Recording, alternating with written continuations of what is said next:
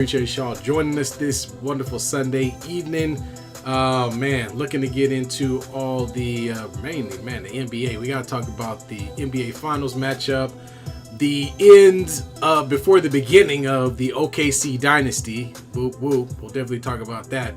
And yeah, we're gonna talk about the next country on our list. I believe it's Poland this week as we cover geography class as we approach the World Cup. So yeah, looking forward to all of that. B, man, how you doing?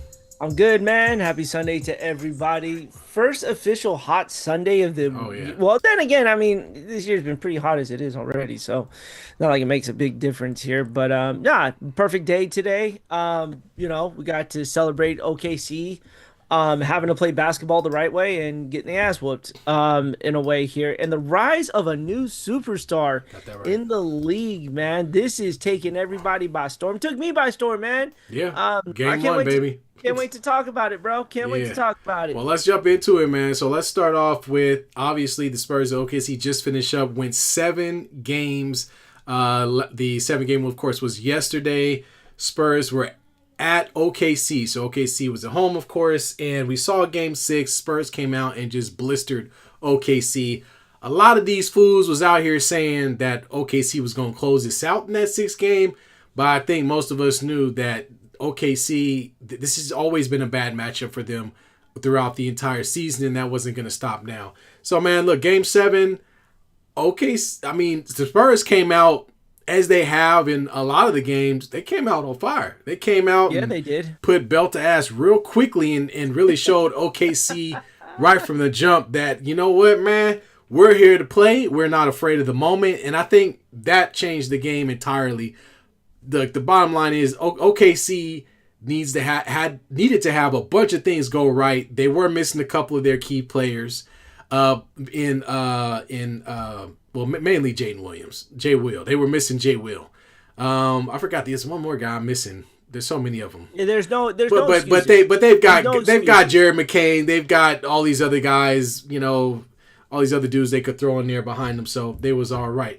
But unfortunately, man, earlier in the game and throughout most of the game, they were not getting that whistle. Now, OKC did make a really big run in the second quarter to get the game close because at one point the Spurs were up, I believe, by about 12 or 13 or so.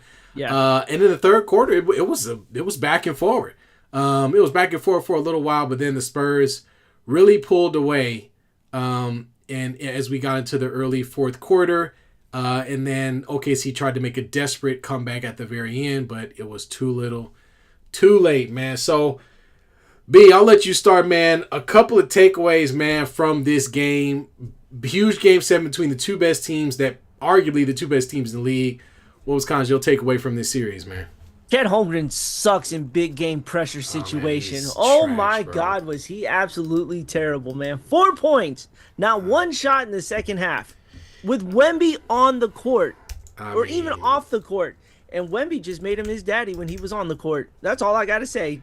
Dude, Wemby took everything about this series so personal, from not winning MVP to having to deal with Chet Holmgren to hearing all about OKC. Yeah. Chet Holmgren, you lose Williams, right? You lose one of the Williams brothers, or Williams twins, I guess you could say, right? So you need that second score, you know what I'm saying? And yeah. 4 points isn't going to do it. If he drops 15, this game is different. Yeah. No, OKC, we're talking, we're complaining, we're bitching, we're moaning that OKC is in the NBA Finals. Instead, Chet Holmgren said, "You know what? I need to put my blanket back on when I get into the post game locker room. I need to do some sort of stupid fashion statement, and we're gonna go home and enjoy Cancun with the rest of the NBA teams here." So, damn right. That was the first problem. The second problem, the coaching in this game 7 on OKC was disgusting. How do you have no timeouts in the fourth quarter? Last timeout, 4 minutes and 50 seconds left in the game. Last timeout. Yes, and all San Antonio had to do was play the clock. Yep. They didn't even have to worry about OKC because you know why? OKC had to be perfect, absolutely perfect. They got a blessing when San Antonio had to call the timeout because you lose one at under 3 minutes, so they got a break there. But after that, San Antonio said, "Cool, let's run this clock. Who's gonna have the weaker legs?" And SGA looked gassed. Oh, yeah, man. Chet Holmgren looked gassed. I don't know why he didn't really do much. I mean, Well, Chet's arm should have been extremely active because he wasn't shooting at all. You know, this is one of those games where it's less about that. It's less about it's definitely like you said earlier. This is a mental thing. This is a mental thing for Chet. This was a guy who came in the building, looked you in the eye, and said, "I'm gonna kill you. I'm gonna kill you." And Chet literally was like, I'm sorry. I didn't mean to. Oh, what did I do? AT&T commercial. I did another AT&T commercial. Right. And he completely bowed out of the series, man. Let's just call it what it is. I mean, he tried to get it going a little bit in this game in a few one-on-one circumstances, but the times he tried to attack Wemby, he's been sent back. And whenever he has the ball and Wemby is there, he's giving that ball away. And just like what you said, coaching, right? They did not find a way to get Chet Holmgren involved in this offense. No. In my opinion. I don't think they found a way. I don't remember Chet.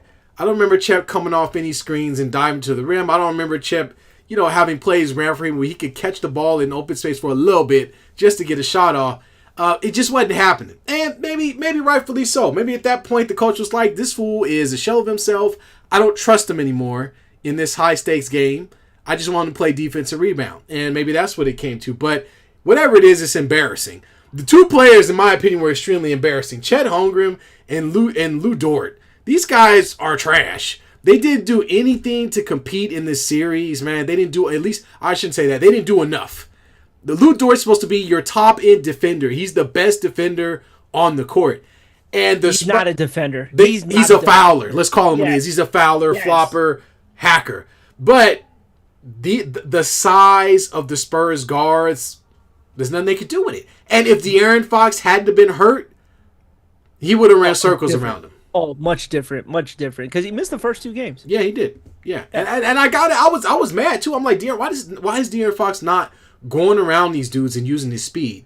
But that's because he was injured. We saw a little bit of it in the game 7, where I think De'Aaron Fox had his best game, mind you, in game 7. He got to the midi.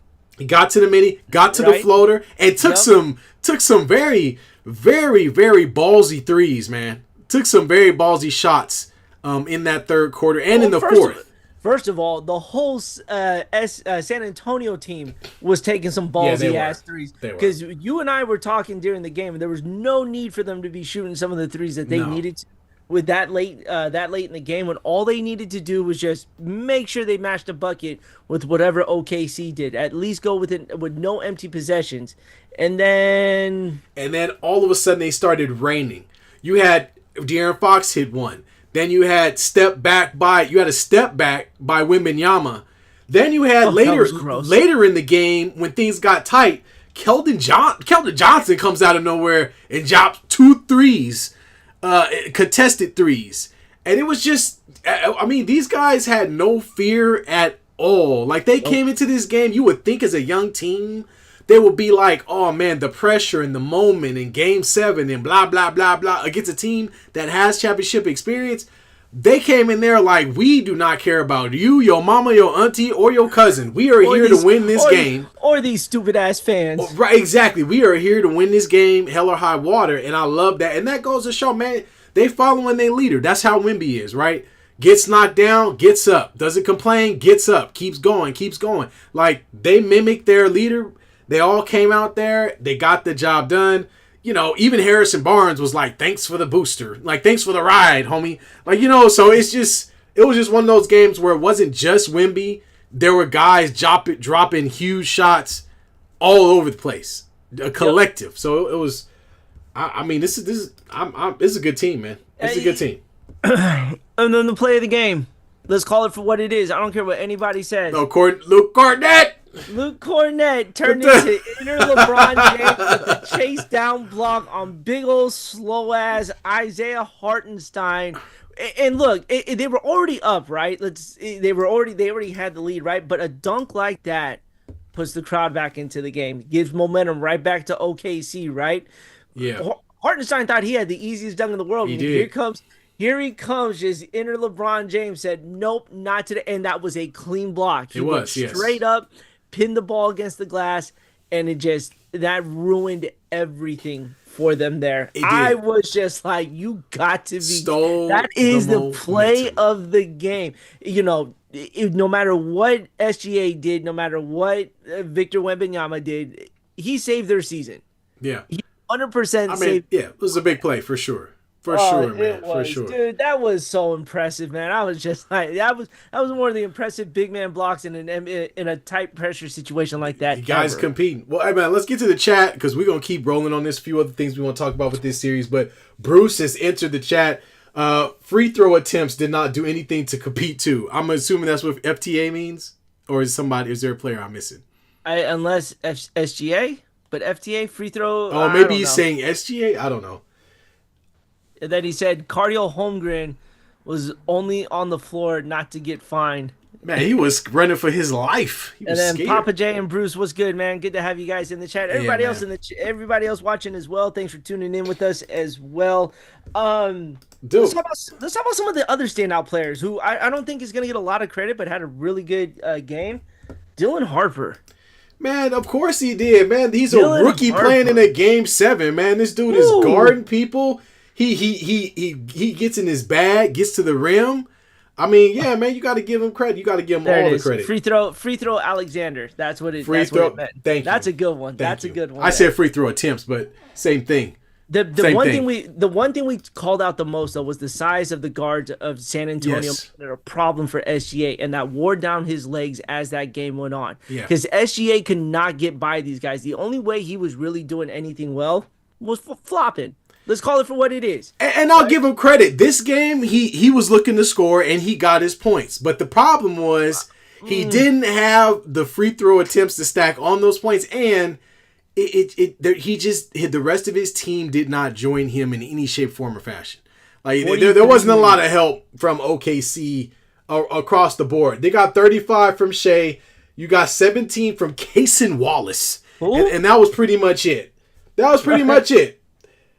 I mean, Jalen Williams had 11. Alex Caruso had 12. Jared McCain had 12. But man, somebody else needed to have about 25 in order to make the win. We're looking at you, Chet. We're looking at you, Chet. 4 points. Sorry ass points in 33 minutes. That's embarrassing. That's super embarrassing, man. And then you look at the Spurs side of things, all the way down the roster. I mean, Julian Champagne went 6 for 10 from the 3-point line. He was unconscious. That boy was shooting the lights. You could not. You could not do anything with him. You couldn't leave him open for a second. 20 points. Victor had 22, and then you had 16 from Castle, 15 from Fox, and 12 from Dylan Harper. So the starters got it done. Keldon Johnson came in and put in 11, but that was pretty much it. This was a shorter rotation for the Spurs. They really leaned on their starters because that's what you do in a game 7. Meanwhile, on the other side, I mean, you had 3 of your starters. You had like 3 of your starters doing nothing. Lou Dort has no business starting in these games. No. Had no business. He's not a starter in this game. Why wasn't Jared McCain starting in this game? I mean, at some point he might as well have, because Lou Dort is not giving you anything offensively, and the defense wasn't showing either. Chet Holmgren is pretty much a trash. I mean, Jalen Williams obviously did more than he did. The whole team did more than he did. Right, yeah. The only person who underperformed was Lou Dort and Kenrick Williams. Lou Dort and Holmgren are sharing the shit sandwich right now. Like that. Yeah. That's what's happening. They're eating it like Lady and the Tramp. Is exactly. What terrible. But kudos, Mitch Johnson as well did a fantastic job with. Should have been coach of the year. I don't know how Hasbulla won it again. I don't know, man. What is this? I have no idea how he won that there. But man, let's talk about it now. Victor Wembanyama has taken everyone in this league by storm. This man takes basketball so personal, it is not even funny. Yeah. Taj, what was the one thing you texted me that he showed to anybody else? Yeah, we talked about it last week, but Mamba mentality, baby. Yes. That's Mamba mentality. That's get the job done. No matter what, get the job done. That's exactly what they did. You know, he really went in. He took the beating. He took the pulled arms. He took the pushes. But he got up and he just kept playing. Yep. And he was egging on his team the whole time. he was locked in the whole series and didn't take anything for granted. There wasn't a lot of smiling and snickering or none of that shit. None of that. Even in games where they blew OKC out, they did the press conference. We talked about this. They asked him, right? He said the same as Kobe said, job not done. What's there to celebrate? Job not done. Job not done. So when I heard him say that, I already knew who he was looking up to. And so you come in with that type of attitude against a team who's trying to get flops every game, a team who's flopping around like a fucking fish out of water, then yeah, you're going to beat that team because that's what it's about, man. You got to be able to play through the contact, and that's what the Spurs did versus the Oklahoma City Thunder, who were trying to play into the contact. They were hoping that they would get the foul calls, and in a Game 7 with no who was the ref they was dependent upon? Doug Foster. With no Foster around, it was just a regular game. Look, man, they had to play. They had to win it. Wembanyama has been through more traumatic situations being a basketball player than probably a lot of guys have in this league, right? Yeah. It started in I think it was the 18U when he had to deal with Chet Holmgren at first. Well, he lost to Chet. He lost that. Yep. Right. Then he made his Olympic debut not just last summer. Right. Right. Put the weight of an entire country on his shoulders in basketball. They knew that they had to get through Team USA in regards to that, and he took that personal. They lost. You saw the emotion that meant to him, right? Yeah. He comes into this regular season and takes the league by storm, right? He's making everybody a 22-year-old, 7'5", who can handle the ball, shoot a step back, right? Takes 2 steps and is already dunking on the rim. And is upset with the way that the international team lost the All-Star game. When's the last time you've seen someone upset? Oh, All-Star, yeah, that's right. Yep. Right? And so you saw the emotions on what this meant to him now, right? It's kind of over that first hump of getting to the NBA Finals, right? And that's what it meant to him. I think what got me the most is when they asked him about Greg Popovich. Yeah. And he, he was fighting back those tears on what Popovich has meant to him in his time with San Antonio there. Yeah. You guys this is one of those guys where you want to root for. Yeah. Like if he's not on your team, that's a guy you want to root for, right? He's a genuine guy, straightforward. And you should see the way his teammates react to him too, man. Well, that's the thing. You're coming in that young, and you got those guys rallying around you. They're not just doing it just because you're good at basketball. It takes something more to get people to believe in you and support you and follow you as a leader. It don't work like that. He's one of the few guys you'll see in the young age where he's stepping into a situation where he's the best player, but he's not the most tenured player. But when he comes in, he's obviously the leader of this team, without a shadow of a doubt. And he's not doing it. They're not wearing matching outfits or painting each other's nails or any of that bullshit the OKC is doing, okay, with Jared McCain, his fucking TikTok dances. They're on the same level as far as playing the game of basketball, right? And getting the job done. So you gotta give them the ultimate respect, man. You gotta respect somebody that walks into a room of guys like De'Aaron Fox, or all these other young guys. You got Castle, you've got Dylan Harper who just joined the team, you got Vassell, Champagne, we talked about. These guys are all young. They don't normally on a young team. You don't know who to look up to. You don't know what the hell you're doing. But they've got an incredible coach, and they've got their best player is also a guy that can lead. And not every team can say that, man. Okay, Kevin Durant has jumped from 5 different teams. He's a great player, but he's not a leader. Nope, he's not. Never has been. Never was. There's not a locker room where people gonna go in like KD. That's my I trust this dude with my life. No, they're going to be like, KD about KD. KD might show up. He might hit some shots. He's good at basketball, but he's not. That's not his thing. Yeah. That's just not his thing. It takes a different breed to lead a team because you know why? You wear the losses. Right. You're praised the most, and you got to be able to handle all of that there. At 22, man. Right. It's impressive. First playoffs. This is his first playoffs. First playoffs, indeed. There. Let me read it. We didn't even touch on this stat here. Let me read this to you real quick. 38 minutes, 42 minutes, 36 minutes, 33 minutes, 36 minutes. Whose starting lineup is that? Starting lineup? Yep. Those 5 starters. That was 5. Those. In this past game. This past game. That's how many minutes they played. I'm gonna say is that the Spurs? That is the San Antonio Spurs. It's got to be Spurs. Because they got so many guys that they don't look. they're young. They could play their starting five and get away with it. Here's San Antonio, or not San Antonio, OKC starting five, 21, 33, 43. You all know who played 43 minutes. Yeah. Whopping 16 and 36. You want to know how much this meant to San Antonio? More than OKC? Every starter made sure that they were on the court for over 30 minutes. Yeah. Victor took a 2-minute break, literally a 2-minute break, put his ass right back on the court. At 7'5", who probably gets tired after taking 4 steps. Well, man, it's just OKC just didn't have it. Like they started off slow and they got off to another slow start and they couldn't find any points. Jared McCain playing 23 points or 23 minutes. Yeah, he should have been playing way more than that. He should have had 35 minutes. Alex Caruso had 39. Jalen Williams 26. No, the guys who needed 30 were Jared McCain, Jalen Williams, Hartenstein, Lou Dortz. Why is Lou Dortz your starter and only playing 16 minutes? He shouldn't even be playing. He shouldn't even be starting at all. He shouldn't be starting the ball. They should have started Jared McCain, honestly, because they needed a punch in the beginning of the game because they had been getting slapped every first quarter. And they let them get out into a lead in a game 7, and that was a mistake. That was a mistake. Yep. Right out the bat, too. San Antonio knocked 2 threes down. Boom. It was like, okay. It was like, the three's falling. Because remember, OKC's defense is predicated on guarding the paint.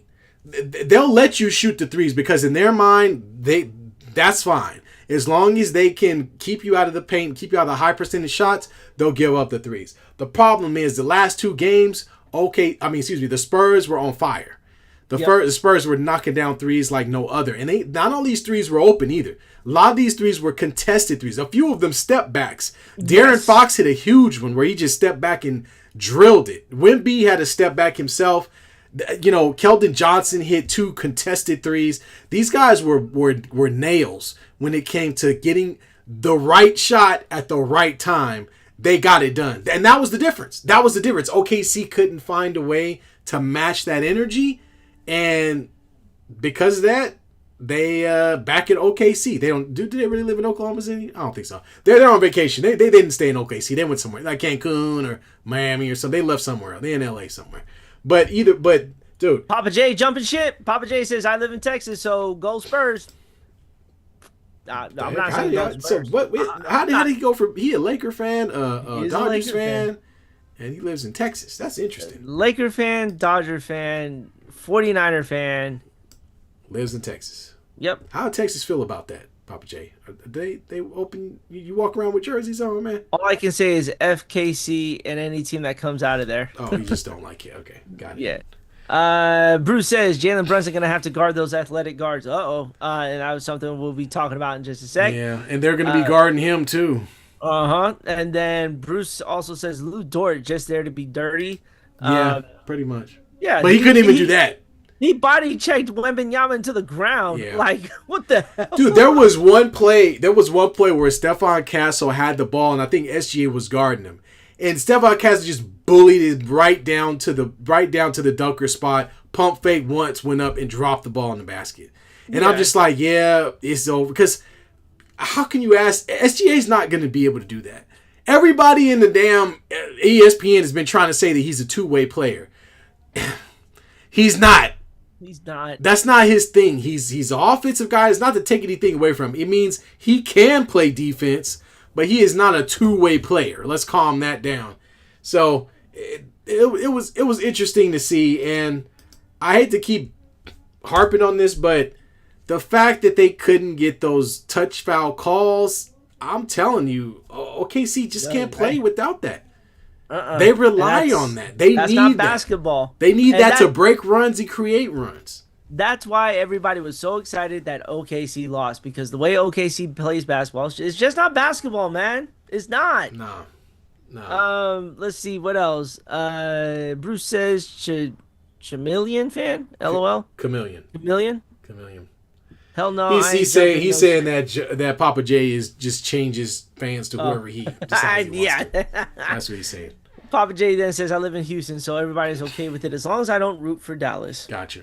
That's interesting. All right. We ready? Oh, what else? We got a couple more things. So the first thing is, I wanted to talk about this idea because they keep doing this thing year after year where we proclaim this one player or one team to be the MVP, the greatest thing since sliced bread. Never ever seen this before. Oh my God. And I guess it's because we're at the end of the LeBron era, the Stephen Curry era, and the Durant era. Those eras are going away, right? So now it's like, who can we crown next, right?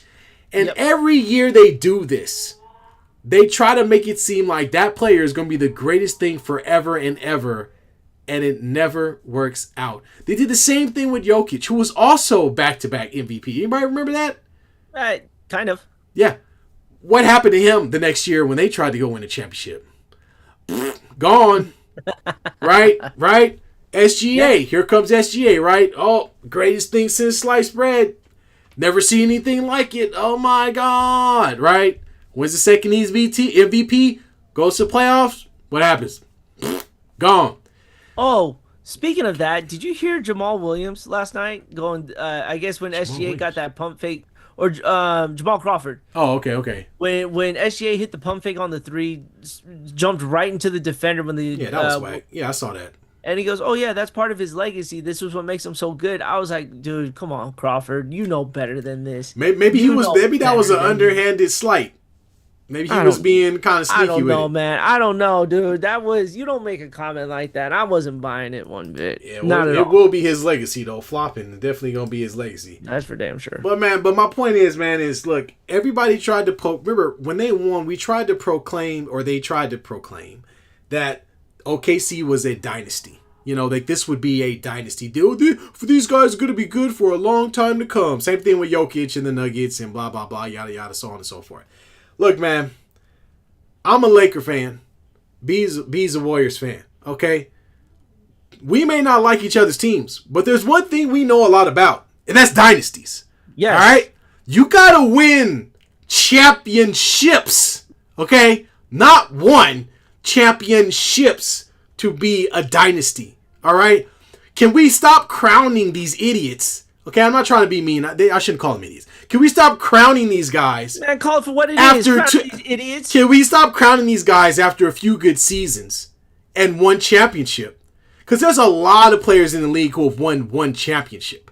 Yeah. That doesn't mean anything. It means nothing. And if you, it doesn't. Look, man. Who's the player? Who's the guy on your team that has multiple championships? What's his name? Oh, Draymond Green. Okay, give me another one. Stephen Curry. Thank you. How many championships does he have? Last time I checked, he had 4. He has 4. He has 4. Okay. How many of those were back to back? One of them. Only one back to back. And when they went back to back that time, I believe they went to the finals. Was it 3 times? Because they lost to the finals once. No. Let's see. We made it to 1, 2, 3, 5 straight finals. 5 straight finals. Yes. Okay. Now, as a Laker fan, I could pick a few eras, but I'm gonna start. I could go 2000s with the three-peat, or I could go to the Kobe era later in his career, where they went to the finals 3 times and they won 2. But my point is, we're talking about teams and players that get to the finals 2 times, 3 times, 4 times, 5 times. Come on, people. And we're ready to crown these guys as dynasties, and all they did was win one championship. We gotta stop doing that. The thing that bugs me, the thing that bugs me the most, right? So after you win a championship, right? Not a lot of people are gonna like you after that, right? Of course. You win another one, then no one really likes you after that. It's how you continue to maintain that kind of legacy and winning when the league hates you. Right. You walk into every arena and everyone boos the hell out of you. Minus Steph Curry. Everyone kind of likes that guy. Yeah. But for the most part, but if you were, you're not a Warrior fan and you really don't like him because he's not on your team kind of thing. OKC couldn't handle that pressure. There's no way they were going to be able to handle that kind of pressure. They couldn't be the bad guy. And you talk about the longevity of it too, right? Yeah. It's year after year in the playoffs, making deep runs in the finals, maybe playing 7 games in an NBA finals. Whatever the case may be, you're only getting 2 months off, and then you're right back into training camp, right? Yeah. So for these dynasties to take place, it takes a lot. And that's why it's almost going to be a non-existent thing to see a dynasty ever again, because it's very difficult to have done. Yeah, so it's a tough thing to do. And although I hate to hear old heads say this all the time, but it's just not built like that no more. No, it's not. It's just not. It's not. You're not going to have guys going to the finals 3, 4, 5 years in a row. Well, LeBron went to 8, 9 finals. It's just not. It's not something we're going to see again. We're going to have these guys that peak and that fall, and then that's going to be it. I wholly expect Jokic to be extremely good next year. I expect SGA to also be very good next year. But there's a problem. I also expect Wemby to be good. I'm a Lakers fan, so obviously, what is Luka going to do? There's always going to be other players that are there. And until you can dominate those other good players regularly in the playoffs, then there's nothing to talk about. There's nothing to talk about. Look, y'all are going to hate our fan bases because this guy behind me crapped on any player you could think of that was in the same era. Didn't have a choice. You had to. That included another dynasty that was happening at the same time in the San Antonio Spurs. Yeah. Okay, Lakers, we played against those teams, man, year in and year out. And on top of that, when the Celtics put their big three together, that was supposed to be the best thing since sliced bread. They were supposed to win multiple championships. How many championships did they win? One. Yeah. One. You know why? Because you had guys like this. You had Kobe. You had the Spurs teams. These players we're talking about are much better and greater than anything that's happening right now. You could bring up as many digits and numbers as you want. You could talk about how many assists somebody has. You could talk about how Jokic has 1,000 assists and he's going to break so many records. You could talk about the same thing with SG or anybody. But to dominate an entire league for 5 years, 5 to 10 years, and play against all the other good guys in that era, nah, bro. These guys is just handing championships to each other every 5 years. Every year. That's all that's happening now. There's no one dominant player that deserves anything. There's just a bunch of guys who think they're good because the numbers say they are and they're getting hyped up. But all they're doing is handing the championship to somebody else every year.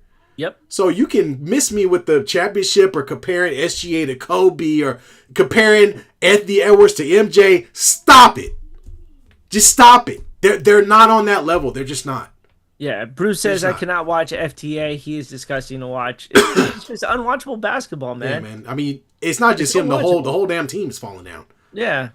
Yeah, you heard that? All of OKC. You guys suck. Even your fan base. Oh, yeah. Blue t-shirt losers. I know. They were so sad. I don't care. No. We ain't feeling bad for nobody who's an OKC. They were Absolutely so sad. not. Welcome to the world when you win a championship and nobody likes you guys. Yeah. We don't feel bad for you at Oh, all. I've been there.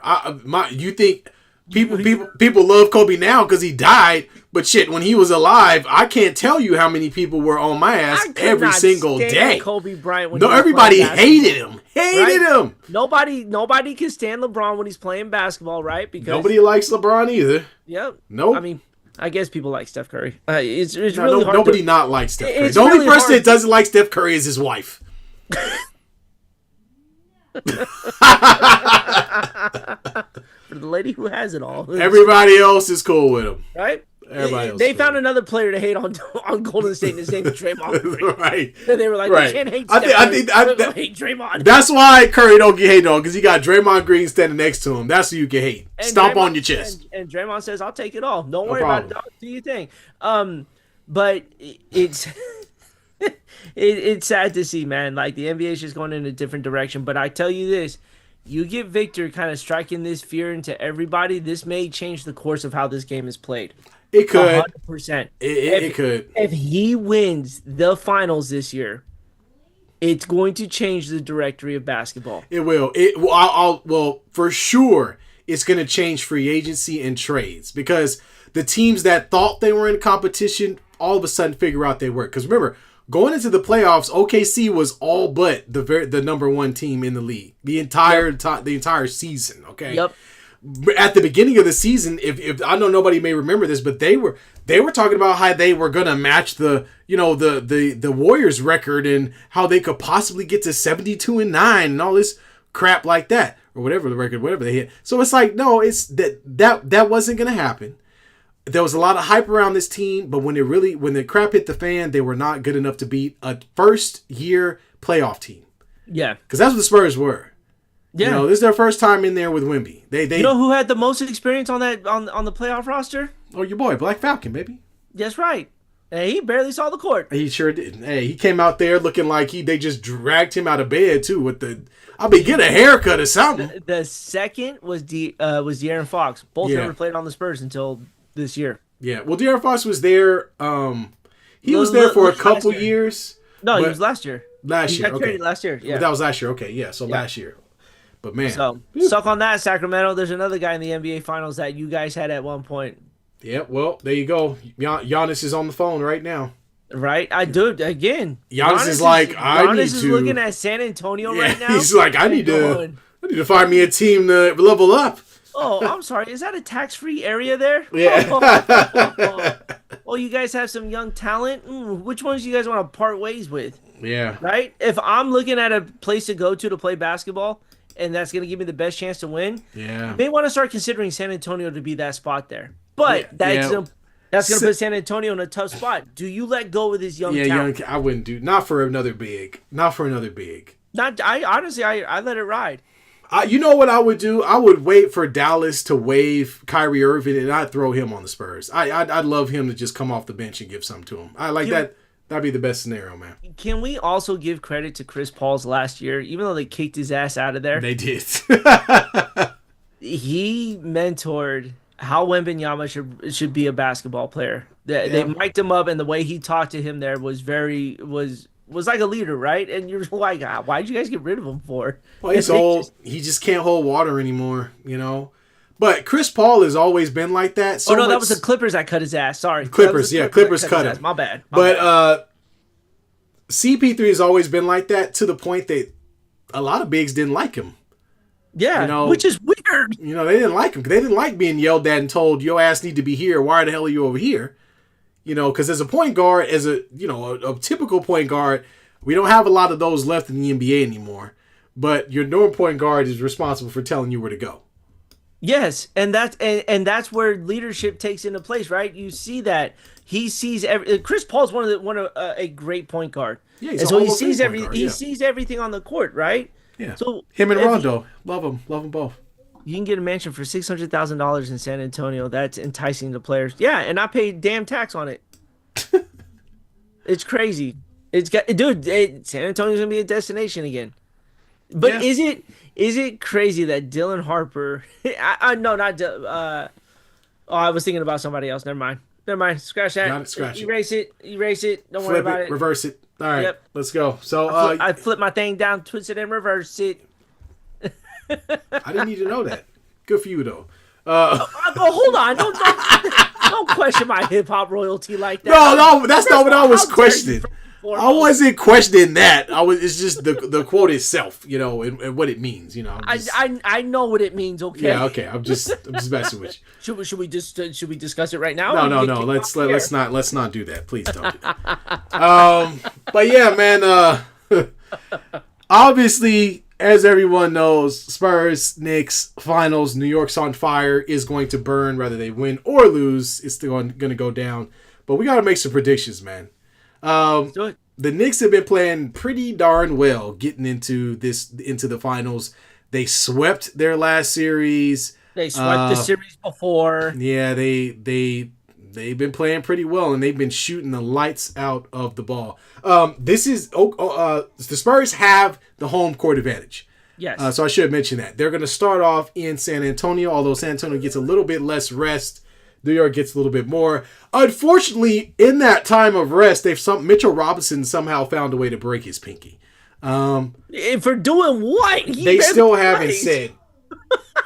They still haven't said. Oh my god. They still haven't said. Bruce says that hip hop moment was cringe. I swear to God, next person that questions my hip hop moment. You got to let. I mean, it is Bruce. I mean, he's going to pretty much question everything's meh. So with Bruce, everything's overrated at this point.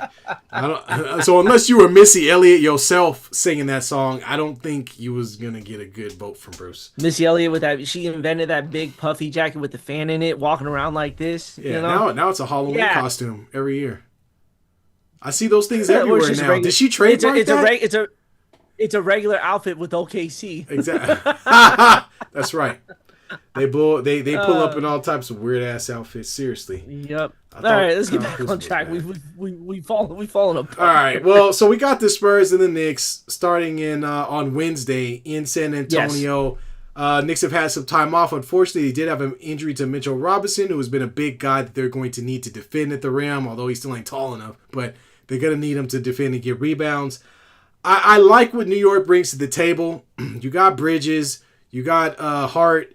You got a lot of guys who, OG Anunoby, you got guys who are going to come in and just absolutely play hard. And they do a little bit better a job outside of Jalen Brunson lining up with the Spurs as far as size. I mean, for guards, not for Wemby, obviously. Yeah, nobody matches on that one. Right, nobody matches on that. But the Spurs overall defensively, they've been pretty darn good throughout. And I think the Knicks have a puncher's chance in this series because they also play very good defense. They play at a very high level. And I think with Jalen Brunson, they are capable of doing some things. But this is, again, where we have another small guard in the mix, right? And I just think that the Spurs have the capability of really bottling up small guards. These guys, Brunson's going to have to get to the free throw line a lot. But him trying to get in and him trying to go one-on-one with Castle or Dylan Harper, or maybe De'Aaron Fox is an option. Vassell, even Chet Pagne, who played good enough defense to stay on the floor. I don't. Champagne spent most of his time on SGA. Yeah, too. so he did a good job. Now, the only place I see the Knicks having somewhat of an advantage is if they can get big cats, lined up on that smaller defender, because the Spurs don't play a typical forward, right? They don't play another 6'10" guy out there. They play pretty much all small and Wemby. So if they could get big cat going, he might be or he should be a big part of this anyway. But he could definitely be a factor that could even it out, because he may find himself with a smaller guy on him if he's playing on the court with Mitchell Robinson. Yes. I still so out of all the matchups that we look at, I think Jalen Brunson's versus D'Angelo Fox is going to be D'Angelo Fox. Sorry, man. See, now we R.I.P. Yeah, R.I.P. D'Angelo. Yes. So De'Aaron Fox and Jalen Brunson, I think, is going to be a very, very big matchup. In the guard play here for it. Because when you think about it, who's going to be guarding De'Aaron Fox, right? You're probably looking at Mikal Bridges or Josh Hart in regards to that. And vice versa, you're probably going to have either Dylan Harper or Champagne, whatever the hell his name is Champagne, is going to be guarding him. So which one of those guys is going to come out with the better scoring here? I think it may be even. Yeah, I feel like if De'Aaron Fox Brunson may have a little bit of an advantage. I think if De'Aaron Fox can come back from that injury and be a little bit more healthy, then he could utilize his speed to help this team out a little bit more, because he wasn't really able to do a lot of that the first couple of games. And to be honest with you, when you saw him turn it on just a smidge in Game 7, you see why he's on that team. I don't know if people remember him in Sacramento, but we're talking about a guy that you couldn't stay in front of at all. And once he got to the free throw line, was able to quickly pull up for a little, elbow jumper or a little floater in the lane to easily put the ball in the basket. So if De'Aaron Fox can get back to that in any shape, form, or fashion, this series is going to be over in 5 games. Because I think the addition of him being healthy, or the addition of being healthier and having that speed, it's really going to force the Knicks staff to figure out how they want to guard these guys. And the moment they start committing to one person, they can't, because Wemby is the ultimate mismatch. So you don't have a choice but to cater your defense toward him. Everybody's got to look at him. Bruce says Fox going to cook Brunson and Bridges. I mean, it depends on his health. That's what I'm saying. That's what I just said. If he's healthy, if he's 80%, 90%. This ends in 5. But if De'Aaron Fox is played like we've seen him, he's playing at like 60%, man. He's not healthy. He's not fully healthy. But we're going to rely on one more guy to have another big series. That's going to be Dylan Harper. I think Dylan Harper is going to be the X factor yet again in this series. You bring up a great point, B. Spurs bench. Oh, it's much better. Like I'm sorry. I think that's probably where we have to draw the line. Is there's no way that they could keep up with that. Yeah, no, not at all there. And Stephon Castle, right? Yeah. Stephon Castle, should have a pretty decent series. I don't expect much from Vassell. I think defensively, you're gonna want him more. But again, Vassal's also another guy who can get 20 if he needs to, if he absolutely needs to. But you have 4 guys maybe you have a starting 5 who can all go get 20. Yeah. Every single one of those guys can all go get 20 if they absolutely needed to. And that is going to spell a big problem for the New York Knicks there, because you can't rely on Mikal Bridges to get you 25 consistently, or in at least two of these games where you look at any of those starters for the Josh Hart is another one. Josh Hart might maybe. But then like we talked about earlier, and I think that's the biggest point, is once you go into the bench, you bring in Alvarado or Clarkson off the bench for the Knicks. They aren't going to be the same level of defensive player that you get whenever the Spurs go to their bench. Yeah. Is just going to, pulling, you got Dylan Harper, even Luke Kornet came in to make plays. You had Keldon Johnson, who's literally the 6th man of the year. So you they just don't match up. And I think that's where, unfortunately, the Knicks are going to fall short. When Brunson's on the bench, they might be in trouble. Yeah, so Brunson, better get your sea legs underneath you, dog, because... Look what happened to SGA, baby. SGA was like, I'm going for 40. He's like, but my legs only got me to 33. You know what I would have done? And the Spurs played that right. Yeah, they let him get his shot off. They said, go ahead, because ain't nobody else around you helping you. No. Losers. No, especially not Chet Holmgren. Yep. All right. Spurs favored 58% to win this matchup here. Favored by 4.5 points to open up the NBA Finals here. Tickets on average $971. Like, that's useless information, but yeah, really. I figured I'd just throw it out there. Tosh, 7-game series. Who you going with? Nope. I'm going with Spurs. Spurs in 6. Spurs in 6. Papa J calling Spurs in 6 as well. Bruce got Spurs in 6. I'm gonna go Spurs in 7. 7, you got the Knicks getting. I think so. Here, the Knicks are very tough at home. They've been shooting the lights out. They've been dog walking people all playoffs here. So let's not excuse that there. Now this is a different matchup there. This is a very different match. This is not the Cavs. No, this is not the Cavs. You are right there, but. There's something about a team who has just been cruising like this here that you just don't want to take lightly here. This is a different team outside of the Cavs than any other team that San Antonio would have potentially faced here. Jalen Brunson is playing lights out, right? Yeah. He literally had carried them into that there by cooking. One of the most clutch players in the game. I got to give it to him. Yes. Jalen Brunson is one of the most clutch players in the game. So the last thing that the Spurs need to have happen is watching that man get hot. Ask Cavs fans, because that was not fun to watch if you were a Cavs fan. Up 22. With about 7 minutes left. Let me drop 18 myself here. Right. And then Papa J says Spurs in 5. Bruce says the hack of Robinson coming.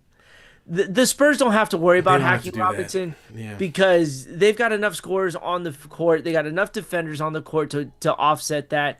And Robinson's not a guy you really need to be worried about. Robinson could help the Knicks rebounding. I think is where he makes the biggest. He's just gonna clog the middle, try to keep Victor Wembanyama as occupied as possible. It's Big Cat that needs to have the biggest series for the Knicks there. I completely agree with that because he's the one guy that's gonna have a mismatch, and he's supposed to be the second best player. Like he hasn't really been a big part of what they did, even though they've been playing very well in the past 2 series. You haven't been hearing anything about Big Cat. He hasn't been doing much. So this is his opportunity as a big with playing against a smaller player because he's probably going to be guarded by, I don't know, Vassell or, he's not going to have a big guy on him. This is his opportunity to really be aggressive. Now, can he take advantage of it? I don't know. Big Cat has been called soft for the better part of his entire career. His voice or his basketball? I don't. Well, he plays. I ain't gonna get on him too hard. He plays hard. But he's not very athletic, and he can use his power. But I don't know what Big Cat looks like in big games. We do. with the Timberwolves. Not good. Yeah, but it's not the Timberwolves now. Yeah, it's not. He's playing on a better team. He is playing on a team, but even the Knicks haven't really. This is their first time getting over the hump. So I have yet to see him be the best player on this team in a situation like this. So let's see it. Let's see what you could do. And then we get the return of Charles Barkley. And the Inside the NBA crew will be hosting their first NBA Finals. Wow. But not just that. But we all know that Charles Barkley loves San Antonio women. He thinks every one of them is some big old women, as he likes to say it there. So this will be very interesting. I will definitely be glued to that. The Spurs are going to have the first row, like, it's going to be a first row, to say the least. It's going to be like, there was one shot of Miss Johnson on the sideline. Have you seen that? Oh, yeah, come on, lady. Of course you did. Pull your top up. Come on, lady. Exactly. So you saw it. But they obviously, San Antonio has heard this, and they've responded. We'll just put it like that. Oh, for sure they did. Because those two ladies, because they were together, they didn't. They knew somebody bought them tickets. They knew exactly what they were doing. Somebody bought them tickets. Close. Okay. Somebody on the Spurs bought them tickets. Okay. Jordan Woods does not think his girlfriend. Yeah. Did they get engaged? Yeah, I think they got engaged, right? I don't know. All right. Let's take a little trip back down memory lane. This will not be the first time that the Spurs and the Knicks are playing each other in the NBA Finals. 1999 was the last time. That team was incredible. Nobody expected that team to go to the finals. Let's read off some of the players that were playing on the teams. Let's start off with the San Antonio Spurs here. You had Antonio Daniels. You had a young Tim Duncan. Mario Ellie. Anybody remember Mario Ellie? Yes, indeed. Let's go Sean Elliott. Let's go Andrew Gaze. Nobody remembers his ass. No. Jaren Jackson Sr. Avery Tiny Voice Johnson. Pass your ball. Anybody remember Steve Kerr? Yep. He was also on that team. Yes, he was. Jerome Kersey, Gerard King, Will Perdue, David Robinson. Will Perdue. Good God. That's a journeyman big man right there. Yes, it is. 7-foot loser. Malik Rose, and then Brandon Williams. Malik Rose. Wow. So those are some names right there, man. I want to pull out some of the stats. This is kind of fun. So this was a 5-game series, a gentleman's sweep by the San Antonio Spurs. Oh, please tell me these scores here. For game 1, the San Antonio Spurs win by 12, 77-89. Okay. High score, Tim Duncan with 33 points. So this is what we talked about some of these generational players. Not only were they scoring 33 to 40 points, in games, but there were only 89 points to go around. Yeah. Like Tim Duncan had a third of the points, if not more. So then we had the next game. San Antonio also wins, but they blister him in this one, 67-80. 67 points in 4 quarters. We get that in a half. Yeah, and we got Latrell Sprewell with 26 in this game. Tim Duncan with 15. Game 3, the Knicks finally get back. They get on their home floor and they get a win by 8. They beat them 89-81. High scorer in this game. Anybody ever heard of this guy? Allen Houston. 4-3. And then Tim Duncan has a game. So the game 4 in New York, the Spurs win 96-89. They win by 7. So both these two games were close games. Okay. Tim Duncan 28-18 to lead. We had game 5, the closeout game. This is what I love about these old series, man. This was a 4-1 series, okay? But the closeout game score was 78-77. A 1-point game. Latrell Sprewell had 35. It's the closed out. That's what I'm saying. Like, guys, I mean, I don't want to be an old man, but the teams these days, they folding. They just folded like lawn chairs. Back in the day, like, the Spurs had them down 3-1. And New York did at home, and New York did everything they could to extend this series, but they couldn't. 78-77, a 1-point game. And even the 2 games before that, 81-89, 96-89, these were not blowout games. We go back and we look at some of these games, like the Cavs just getting shellacked. 140. Like these closeout games, people were getting destroyed. You know what I mean? All right, let's go over some of the Knicks rosters here. I'm going to say one name here. It's going to sound awfully familiar here. First name for the player for the Knicks, Rick Brunson. Anybody know who his son is playing for at this moment right now? That's some crazy, crazy stuff right there. His son, Jalen Brunson, playing for the same team in the finals against the same team, against the Spurs. Who'd have thought? That's crazy. Marcus Camby. Great. I love Marcus Camby. Yep. Chris Childs got in the fight with Kobe. I'll always remember that. Ben Davis. Chris Dudley. Oh, he was terrible. He was. Big old little, was it Clyde Caddiddle-Hopper? Yeah, exactly. Patrick Ewing. Yeah, as you mentioned, Larry Houston. Allen Houston. Allen Houston, yes. Larry Johnson in the later stages of his career, also there. Grandmama. Latrell Sprewell. Yep. Kurt Thomas. Invented the Sprewell rim. Yep. Kurt Thomas, wow. A lot of fouls on that roster is what I'm seeing. Charlie Ward. Herb Williams. Quarterback. Herb Williams. And David Wingate. No, I don't know who that is. Now, bonus point. Who coached that team? Which one? The Knicks. We all know who was coaching the Spurs at the time. No. It was it was Van Gundy, wasn't it? Which one? Well, it was Jeff. There you go. Jeff Van Gundy. Yeah, Jeff coaching the Knicks at the time. And we don't even need to ask who was coaching the Spurs because we already know. Yeah, because the Spurs have only had one coach in their existence. It's been Greg Popovich. Anything before that, nobody cares about. Exactly. Nobody cares about any other coach except if they were winning, right? Yeah, the Spurs were pretty much, Anybody remember some of the Warriors coaches before they start winning? No. Maybe Don Nelson. Muscleman, anybody? Musclehead.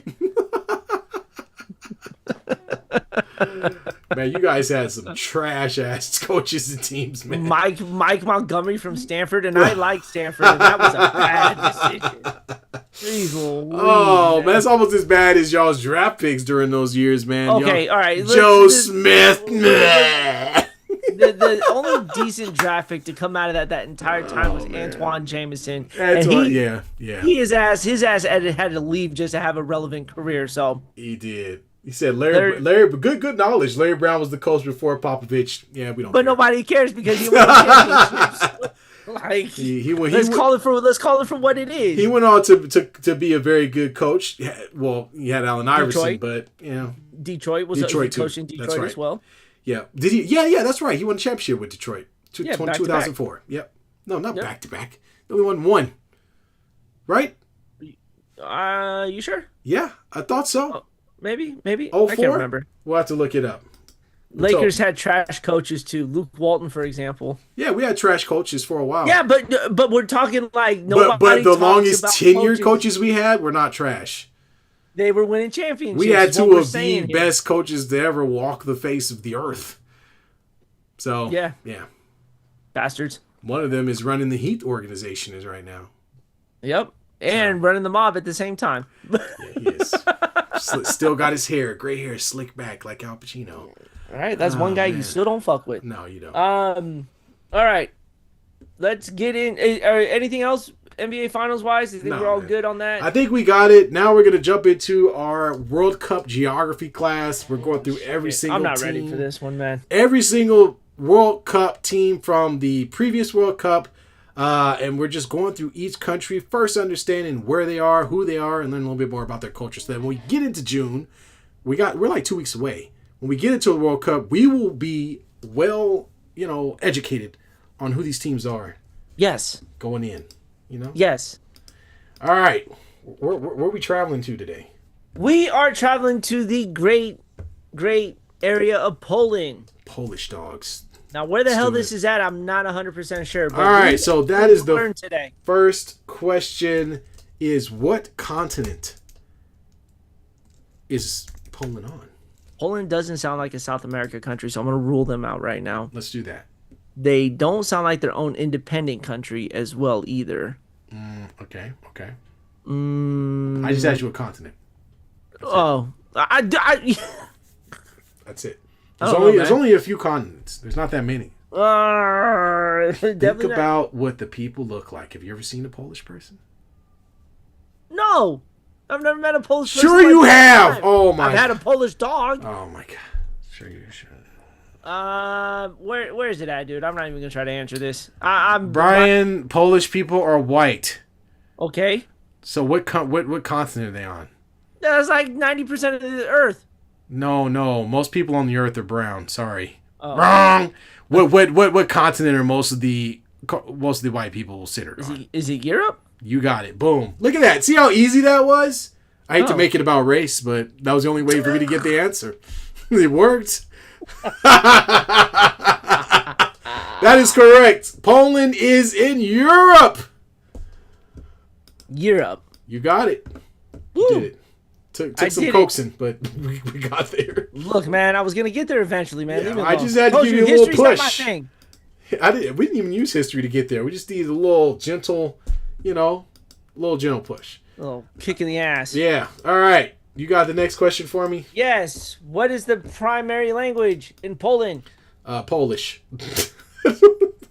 Jeez. Is that a language? If I'm right, I'm all of a sudden, we're just yes. It is Polish. Is the main language of Poland. It was West Slavic language spoken by over 97% of the population as their native tongues, making Poland one of the most. Nope, not saying any of those two words in Europe. Linguistically homogeneous. It's okay. Thank you. We don't have to do that. Let's not do that. This is about geography. This isn't about. That's it. First of all, it's on Google before we go any further. Okay, so everyone, pump your ass brakes. All right, it's on Google. All right, so I got that one right. Official. So we went over that. Slavic roots is part of the Indo-European language family and is closely related to Czech and Slavic. Other language. While Polish is dominant, you also encounter minority and regional languages. The most prominent regional language is Kashubian. Right on. Kashubian? Kashubian? Yeah. Spoken mainly in the northern Pomerania region. Right. We're getting off topic here. We're getting off topic. Let's go already. Okay. Go. Okay, so now it is my turn. What is the primary religion in Poland? What would be your guess? I'm gonna go Christianity. All right, B goes with Christianity. Survey says you got it, sir. Poland is a deeply Catholic country with 71% of its population identifying as Roman Catholic. So, I said Christian. Yeah, what's Christianity? Christ is involved, my friend. That's Catholic is Christianity. Okay. Christian, yeah. They do it differently, but they do believe in being Christ-like. Although Catholicism is a little weird, but it is what it is. These guys. Let's get caught up in the chat real quick. So we got some real comedians roaming around in this building right now. All right. Talk about how Caitlin Clark is shooting. LOL. No, I don't want to talk about that. Papa J says Poland is next to Portugal in South America because I couldn't figure it out for the life of me. And that was Papa J taking a jab at me. So we will let that one slide. Right on. Bruce says no geography in middle school. Yikes. I wasn't paying attention, man. It's all right. We got there. We got there. We made it. And then I'm just being Brian. LOL. Thanks, Papa J. Hey, Papa Mama. J then says Catholic, and then Bertha, O8K Mama. Mama Lay says Mama amen Lay. and Taj. Thank you. I don't know what I said, but thank you. I think it was because of the we were guessing the religion. Oh, okay. Yeah. See? Yeah. Yeah. I believe in Jesus, right? All right, let's go into the next question. Actually, this was for me. Oh, hold on. Let me get the answer. You do that. I'm going to right now. How many World Cup wins does Poland have? 0. And the survey says they have never won the FIFA World Cup. Dang. What is their best finish, though? Oh, shit. I'm going to say, Poland's not a bad team. I'm going to say final. I'm going to say they made it to a final. No, you are absolutely wrong. Damn. They made it. They are the second bridesmaid here. They have 2 third-place finishes. Dang. I was close. You were close. Oh, my gosh. I know. That wasn't bad. That was a good one there. I was close. Yep. All right. So here we go. Best Polish dogs. No. Best Polish footballers.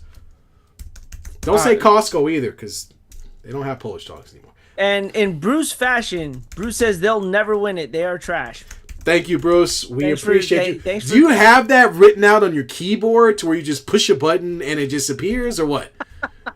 Do you even type it out anymore?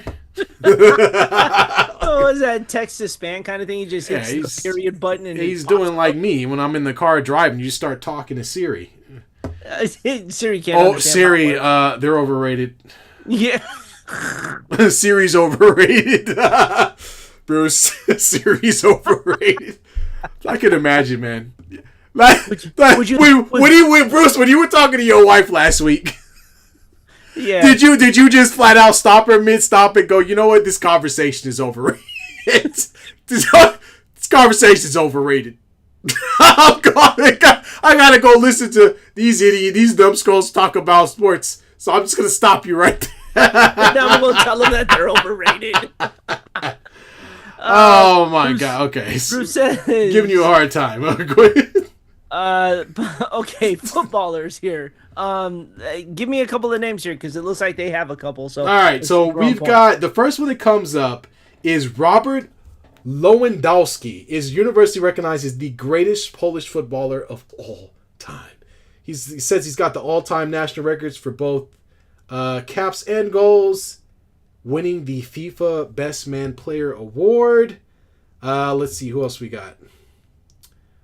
One of the most decorated Polish goalkeepers is Waj. Woof, man. Woo. What you just say? These names, my friend. Wojciech Szczesny. Wojciech Szczesny. I don't know how to say this. Man, this is tough. This is a tough language, man. You need, like, extra teeth for this language. Like, I can't do it. Wow. Need a second tongue. Is that why they call him Woj? Because his name is like this? Maybe. His name's like, was it Adrian Wojnarowski? That's like trying to say Worcestershire sauce. Right. Boniek was once the best though, says Bruce. Boniek. Oh, there he is. So What'd you say? Zbigniew Boniek, a dynamic attacking midfielder who starred with Juventus in the 1980s, finished third in the 1982 Ballon d'Or. So, yeah, he's on the list. Yeah. Okay. Wow. You ready to get hungry, T? Yeah, let's do it. Let's do it. Better be good. What food is the Polish known for? Sausage! Oh my God, that was really quick there. Surprisingly not. Damn. Close enough. It's just It's just Americans. I love Polish dog though. I love a good Polish dog. We find out it's not even really Polish. I know. It's just like French fries. You know, where the hell are we getting these names from? Seriously. Bruce says, by the way, Sochan, who played for the Spurs and is on the bench of the Knicks, is Polish too. Ah, good for him. Nice little mic drop there, Bruce. That boy. He's probably overrated too. Anyways, back to the food here. Number one, you ready? Go ahead. Pierogi. Who doesn't love a good pierogi here? Poland's most famous culinary export. These are boiled or pan-fried half-moon dumplings. Common traditional fillings include ruski, potato and farmer's cheese, meat, or sauerkraut and wild mushrooms. You can have that last one. Miss me with both of that shit. Well, I just want the meat and the cheese. Okay. Hunter stew, known as the national dish. This hearty winter stew combines fresh cabbage. Okay. I'm down with that. Sauerkraut. Wild mushrooms, already disgusting. Yeah. Onions and various cuts of meat like pork, beef, and kielbasa. It is simmered for days to develop a complex, rich, and slightly sour flavor. I can't do the sour. You know, with the sauerkraut, like it's okay on a hot dog, but you know, like the sauerkraut on a hot dog is about as far as I get. Yeah, I can't. Yeah. Only on a Polish dog though. You can't put sauerkraut on a regular hot dog. Yeah. It's kind of gross. Yeah, I agree. All right. Kadopki? I'm probably pronouncing this wrong. Tender white cabbage. Is that what letter is that in the middle, B? I'm looking at it right now. Is that even a letter? What is that? G-O, and then there's a little stick with a swirl through it. What are we looking at right now? Joe Baki. Okay.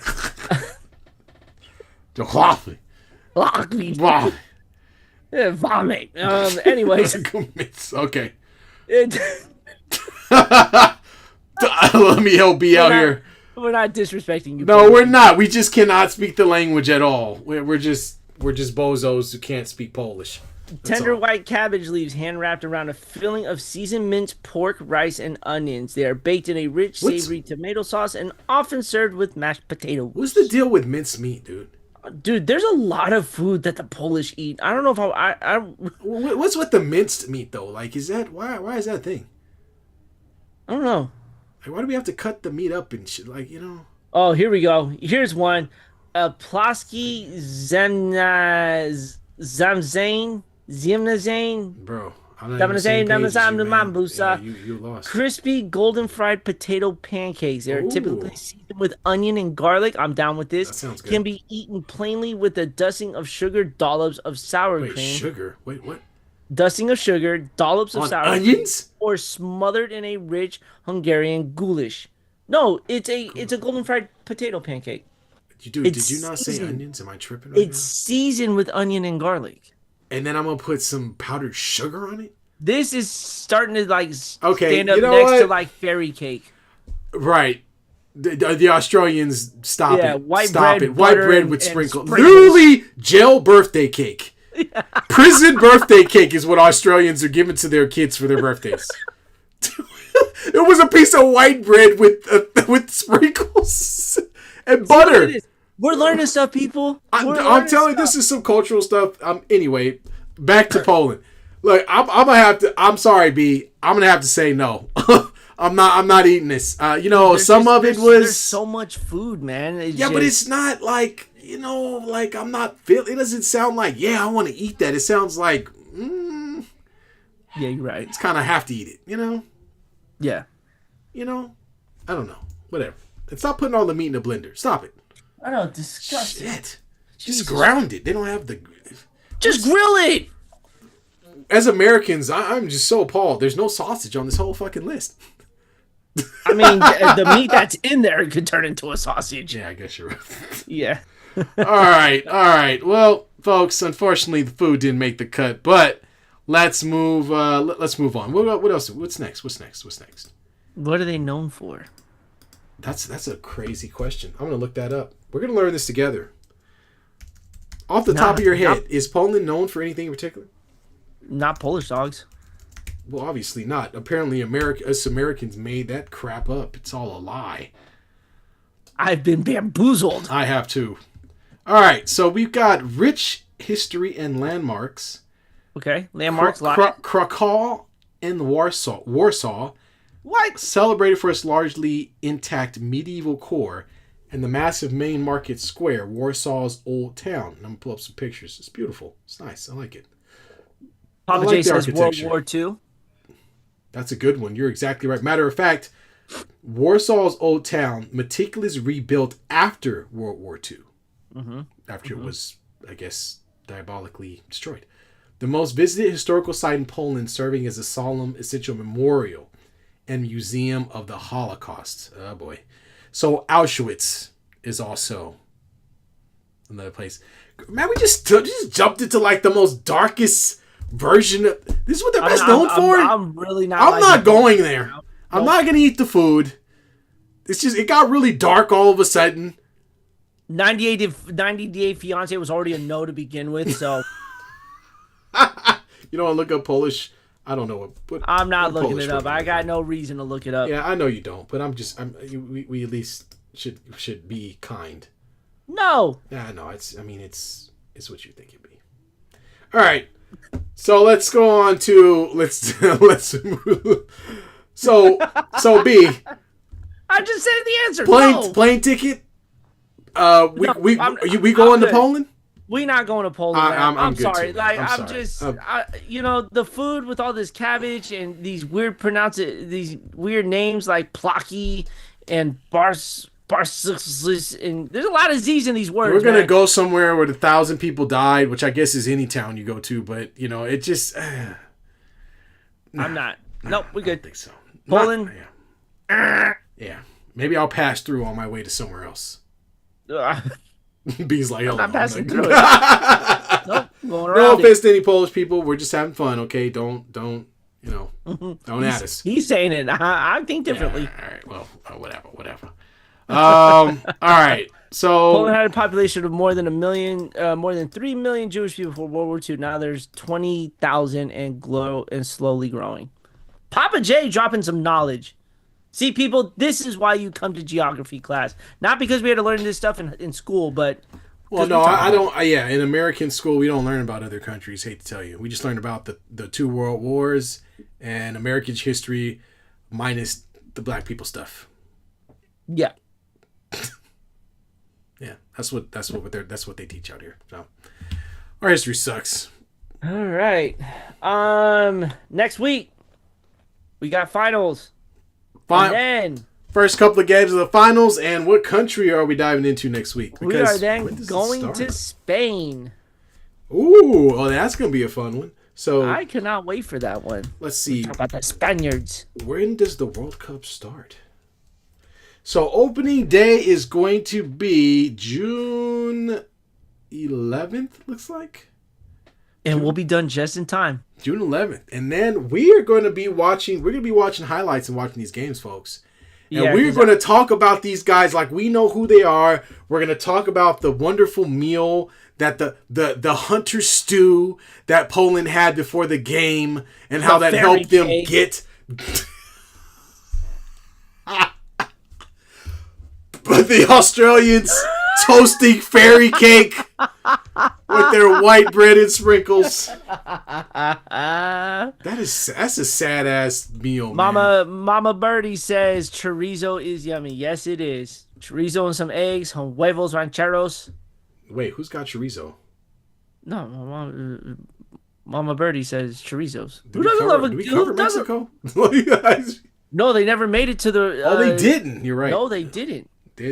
Dang, we I ate all that food. We are. There's one thing we're not talking about, and it's tacos in this. I know it's terrible. Is upsetting. Very upsetting. No pastor. Oh my god. Some lengua. Some carnitas. Yes, the cheese.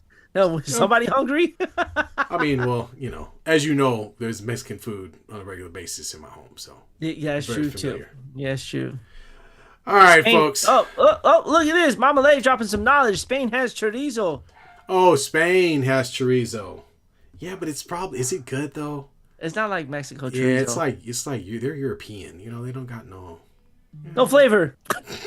I'm just joking. Let me shut up. Let's not offend everyone. We don't want to do that. Look, Papa J down with the Al Pastor too. Damn right. Telling you, man, we just some hungry people. That's all. Slow cook it. Make yes, it sir. Delicious. Yes, sir. That's what I'm talking about. Taj, I can make you carnitas. Damn, man, I don't even get carnitas. Oh, there you go. Hey, I'm down, Mama Lay. You hear that? But he's down. Hey, I'm always down for some Mexican food. Even B has been on the wrong side of a conversation where we've had birria tacos. Yes. Birria queso tacos. Homemade, yummy, delicious. Pozole, all the, just sopas, mole. No. I mean, I've had it all. It's all wonderful. Victoria, I'm mad with these no invites coming my way. I'm just letting you know, if you watching this right now, it's a very upsetting thing that I'm hearing about all this food that we have to talk about. Okay, we're gonna set it up though, because we got what were we talking about? The Sacramento Fair or some crap? Yeah, the state fair. Yeah, we got the state fair coming up. We plan it out right. I could set it up to where you could have some queso birria. So I damn near better have some. I'm gonna bring my ass out there. I'll limit the state fair food. We come back to your place and we're gonna have some. Tacos. Damn right. Hell yeah. Damn right. Absolutely. Okay. Cool. Menudo. Until then, this happens. I'm still upset. I'm not getting these invites. I know, man. We next time you come down, I'll make sure we hook it up. We even maybe bake something. Her whole. My wife get whatever down, whatever you need supply wise. You know what? I'll bring my mom up too. Bring meal. Let's do it. Let's do it. Birdie's in the chat like, wait a minute, how you volunteering me? Oh man. All right, y'all. Anything else? We miss anything? Dodgers suck. Okay, you couldn't help yourself. All right. I couldn't. I don't care that my team sucks. Well, on the way out, Dodgers suck. You knew that was coming, but yeah. After we got to our food discussion, I'm hungry. Now, Let me go eat. Right now it's time to eat, y'all. So until next time, we'll be back next weekend, Sunday. Not next weekend, next Sunday, 7:30 Pacific time. Discuss the finals, Spain, and we're more food. Talking about more food. Damn right. Yep. Oh, Papa J, please just let it go, man. Just let it go. Nah, I let him have it. I started it. I ain't afraid. All right. Dodgers, baby. Yeah, okay. All right, y'all.